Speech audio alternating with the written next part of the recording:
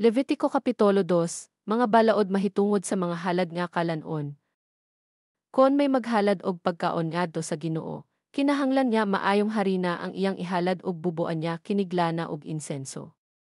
Unya dadon niya kini ngadto sa mga pari nga kaliwat ni Aaron.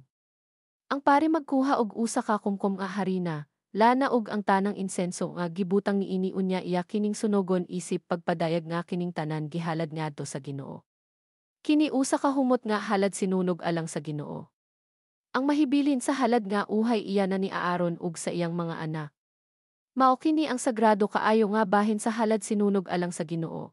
Kon pangalinuto sa hudno ang inyong ihalad, kinahanglan nga himuon kini nga walay patubo. Mahimong baga ang buok ni ini nga sinagolag lana o nipis nga hinidhirag lana. Ug kon linuto sa kaha ang pan nga inyong ihalad, himo usab kini sa maayong harina nga sinagolag lana ug ayaw butangig patubo. Pikas-pikasa kini og buboy glana sa inyong paghalad niini, kon linuto sa kaha ang halad nga pan, himuon gihapon kini sa labing maayong harina nga sinagolag lana. Dad-angado sa Ginoo ang halad nga linuto. Inikadawat niini sa pari, dadon niya kini sa halaran. Unya ang pari mo kuhag jutayng bahin sa halad ingon nga handumanan niini ug sunogon niya kini sa halaran ingon nga mahumot nga halad alang sa Ginoo. Ug ang nahibilin sa maong halad mahiadto kang Aaron ug sa iyang mga anak.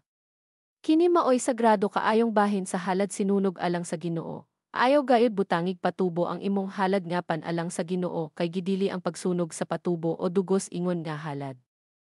Ang halad sa unang mga abot mahimong dadon ngadto sa Ginoo apan ayaw kini ihalad diha sa halaran ingon nga mahumot nga halad sinunog. Asini ang tanan mong mga halad nga pagkaon. Ayaw gayud hikalimti ang pagbutang ug asin sumala sa kasabotan tali kanimo ug sa imong Dios. Kon maghalad ka sa Ginoo sa unang mga abot, maoy ihalad ang bugas nga bag-ong ani ug sangaga kini.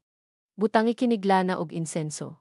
Halad kini nga pagkaon. Unya magsunog ang pari ug jutay nga bahin sa bugas ug sa lana lakip ang insenso nga maoy silbing magpadayag nga kini halad nga pagkaon alang sa Ginoo.